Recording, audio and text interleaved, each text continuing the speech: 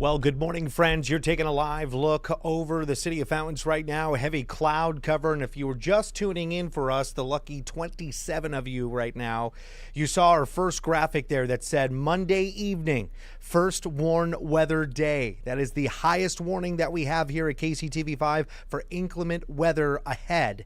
And we've got ourselves a better chance for severe storm activity to the region. We are tracking that. We're tracking today's forecast. We're going to get involved with what we can anticipate for the weekend. There is a lot out there that we need to discuss. Good morning to you guys. First Warn 5 meteorologist Greg Bennett here.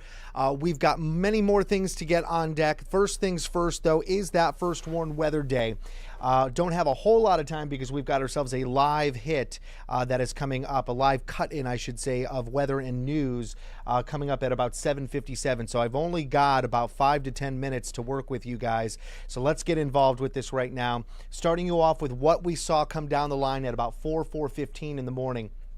And it's that orange spot that you see right over Iowa that stretches down towards our neck of the woods of the Missouri River Valley. That's the brand new update that came down the line. That is a highly likely chance we are getting into severe weather activity in these orange zone locations.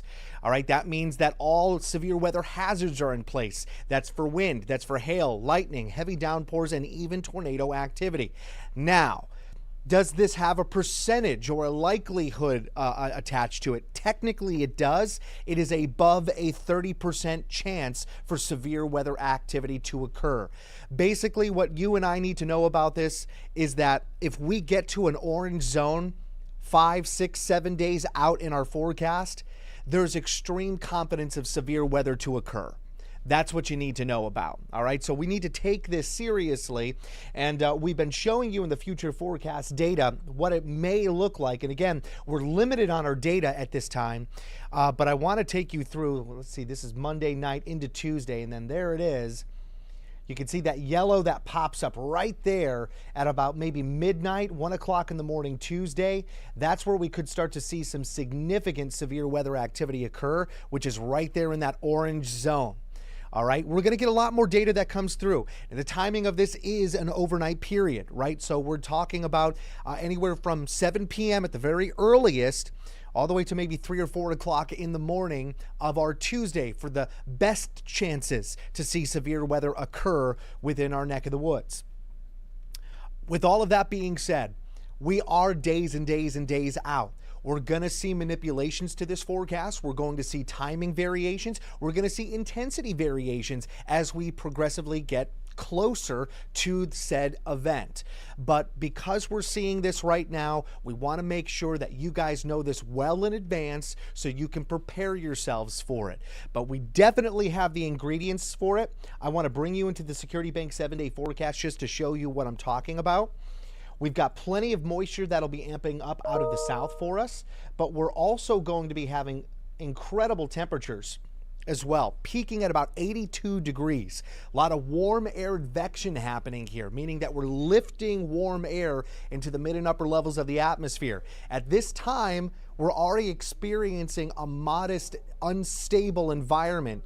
But then we add more energy and more lift to the atmosphere. That creates a much more unstable situation, meaning instability has increased. We've got plenty of moisture, and then with the front itself, that's going to help us with the mixing mechanism that we need. So there's a lot there that allows us to get to that severe weather potential. We've also increased the wet weather risk to a 40% chance. So these are all those kinds of ingredients that we brought together and said, hey, we've got to first warn weather day this for our community, for our friends, for our families.